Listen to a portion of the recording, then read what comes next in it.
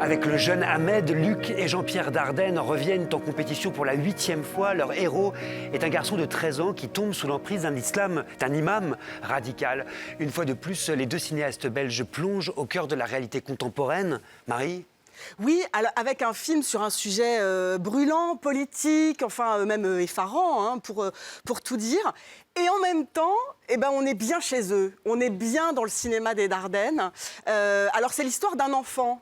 C'est déjà un mot qui nous parle, l'enfant chez les Dardennes. Oui. C'est l'histoire vraiment, et quand je dis enfant, c'est un enfant. Hein. Il a 12-13 piges, le héros. Il est joué par une révélation, je vais le dire tout de suite, Idir Ben Hadi, un garçon dont vous allez voir les rondeurs, le côté potelé, les boucles, ces petites lunettes de collégien sage, etc., à qui on donnerait le bon Dieu sans confession, et on aurait peut-être tort. Alors là, on est au début du film, et le gamin a une aide au devoir avec sa prof. Et vous voyez, il essaye de fuir, et elle fait barrage avec son corps.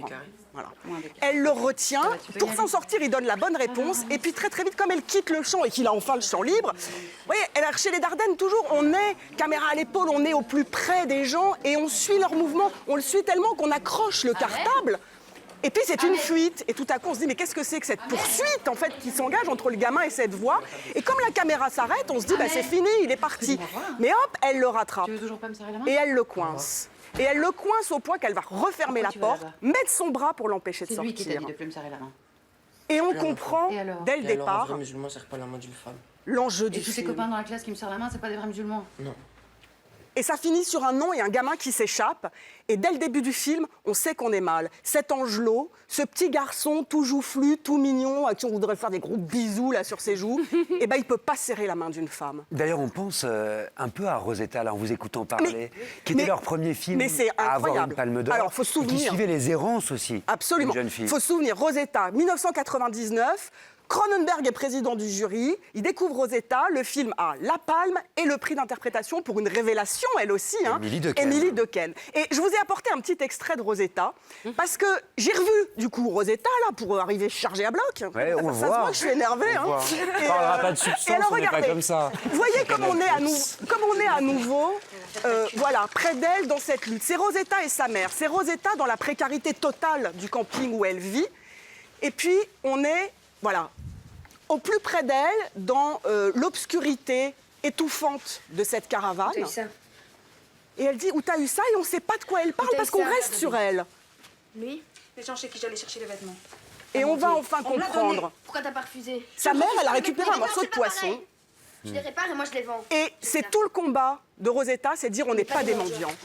Et tout à coup, regardez la bagarre que ça devient avec une caméra hyper mobile, mais qui reste figée sur quoi? Sur l'objet du délit, sur les mains. La mère et la fille luttent dans la caravane, et nous, ce qu'on voit, c'est des mains, un morceau de poisson et un couteau qu'on a aperçu. Et cette violence, tout à coup, en cadre serré comme ça, vous êtes au cœur de la bagarre, vous êtes au cœur de la précarité, du combat de Rosetta, dont l'obsession est ne pas tomber au fond du trou.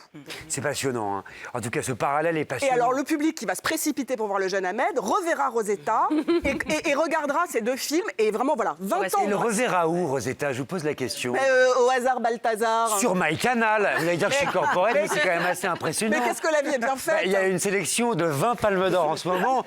Je dis ça, je dis rien, évidemment. Je me tourne vers qui, là? Je me tourne vers Philippe, évidemment. Première fois que les Dardennes s'intéressent à l'islamisme radical, dont on entend beaucoup parler au sujet de la Belgique dans l'actualité. Ce qui est très intéressant, c'est qu'il se pose la question en disant c'est notre première fois à nous, mais il faudrait quand même pas qu'on raconte la même chose que les autres. Donc, et Marie l'a très bien montré avec cet extrait qui est au début du film, ça ne raconte pas la radicalisation du jeune Ahmed. Quand le film commence, il est radicalisé. La question est-ce qu'on peut déradicaliser quelqu'un qui l'est? Et c'est toute l'histoire du film, et ça, c'est formidable. Le jeune Ahmed des frères Dardenne à découvrir en compétition et au cinéma à partir du 22 mai. On en parlera bien sûr dans le Petit Cercle sur Canal+.